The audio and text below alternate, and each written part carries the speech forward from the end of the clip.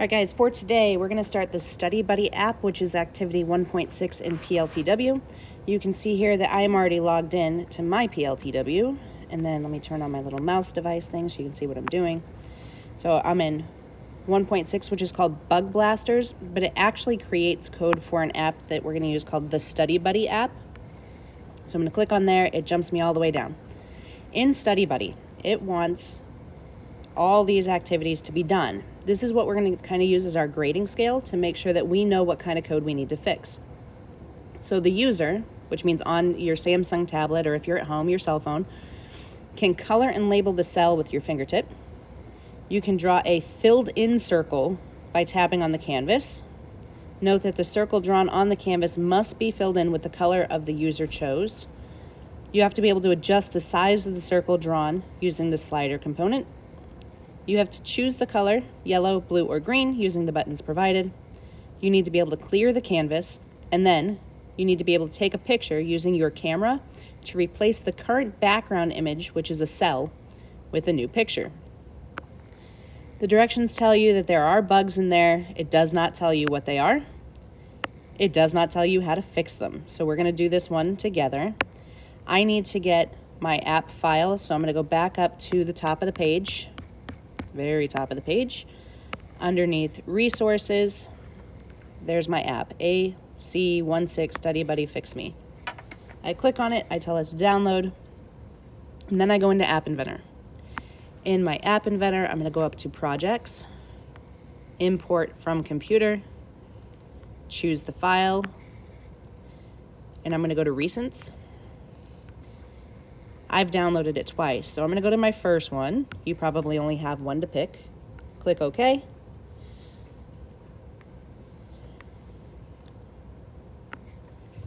And get your file in there. Okay. Now, you can see on my screen that this shows an animal cell. I have colors of yellow, blue, and green.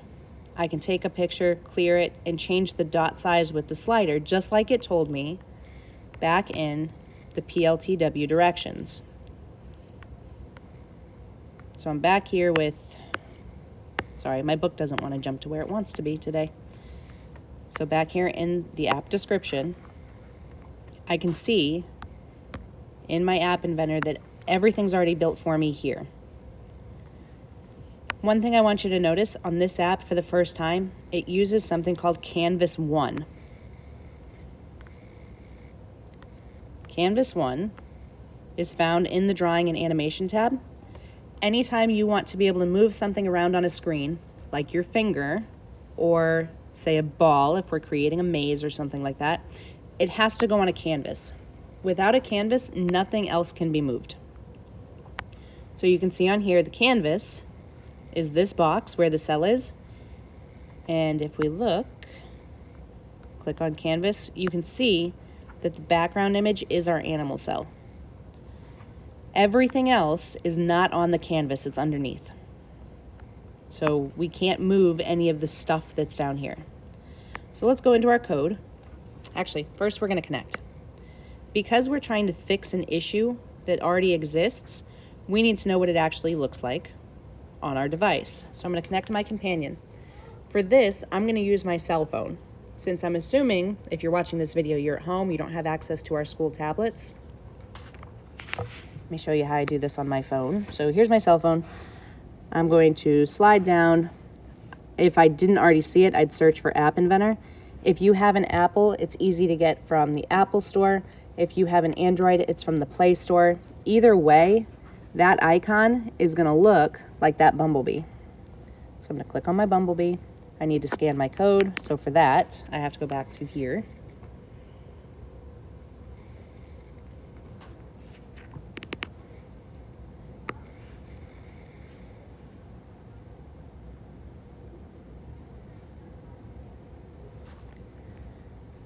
And I think it didn't like that I was already connected, so I'm going to try that again real quick. Reset my connection.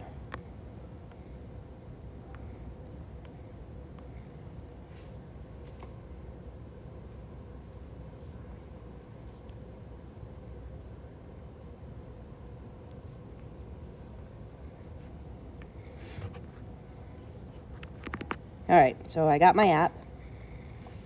This is what it looks like on my screen. So I know that my directions said I should be able to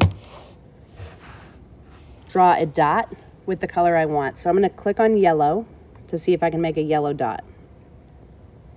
And I know it's kind of hard to see, but it actually made a green dot that's not filled in.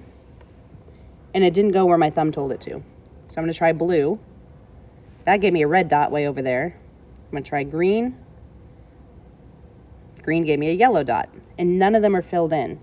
So the first thing I know I need to fix is that my dots are not filled in, and they're not where I'm telling them to go either. So I'm going to go back to my code. And I'm going to go to my blocks up here.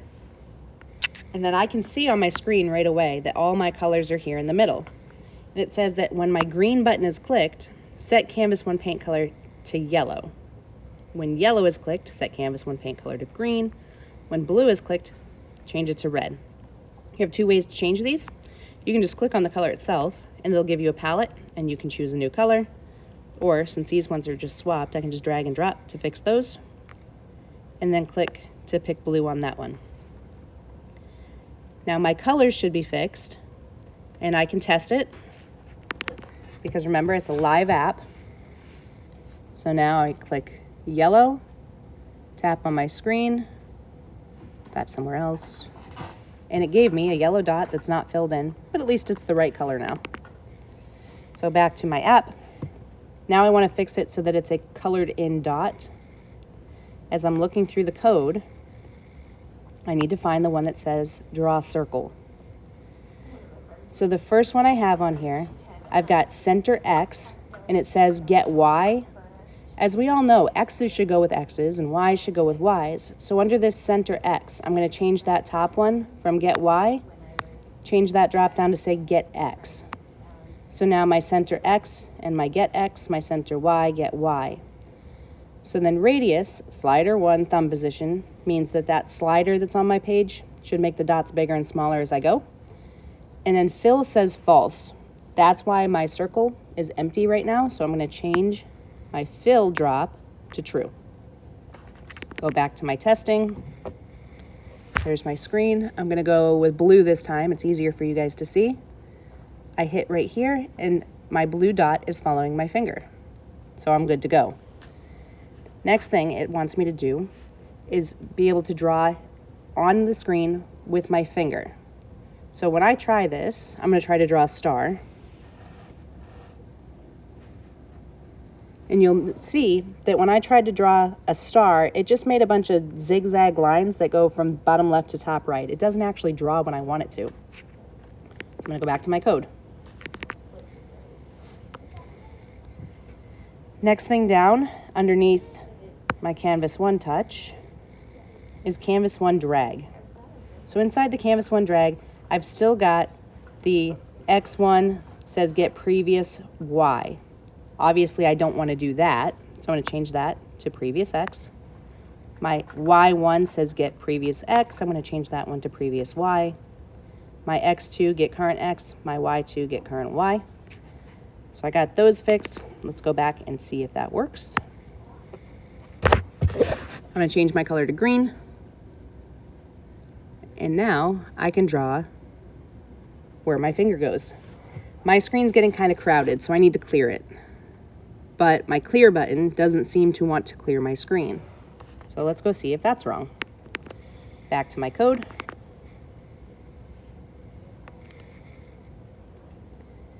I'm kind of looking around. I don't need to touch the canvas. I don't need to drag the canvas. This is probably going to cause an issue, but that's not what I'm trying to fix right now. And here it is. When clear button click, and it says call canvas 1 clear, but you can see it's kind of a weird color. That means the block is disabled. Somebody, whoever built the code, turned the block off as they were testing and forgot to turn it back on. So the way you turn that on is to double click it.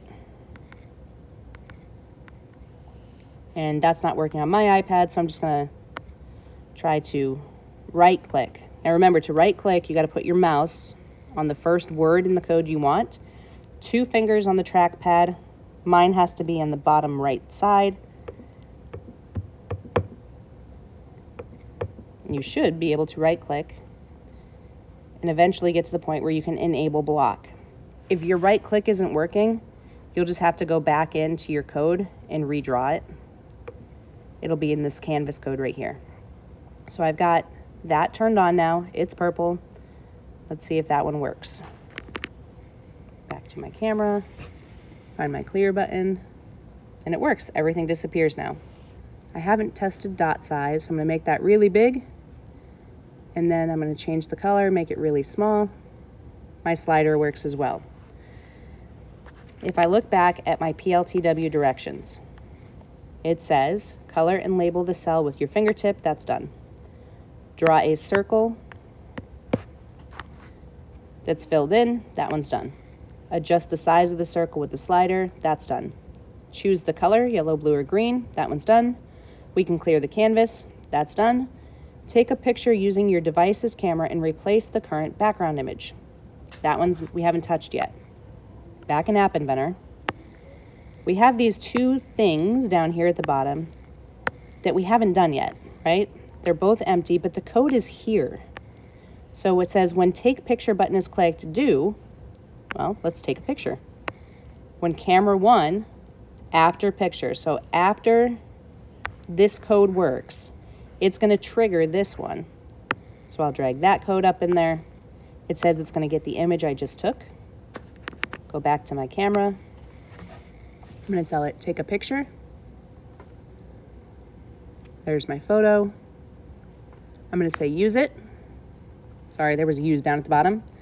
And now that pencil holder on my desk is my picture on the screen. Everything still works the same way it did before. This is all that's required to fix Study Buddy, but I want you to make it so when I hit that clear button, it goes back to my animal cell picture. And I'm not gonna show you how to do that. You should be able to figure that one out on your own. That's it for Study Buddy. It's gonna lead into our next project, which is creating your own coloring book. If you have questions, you need to let one of us know. Have a good day.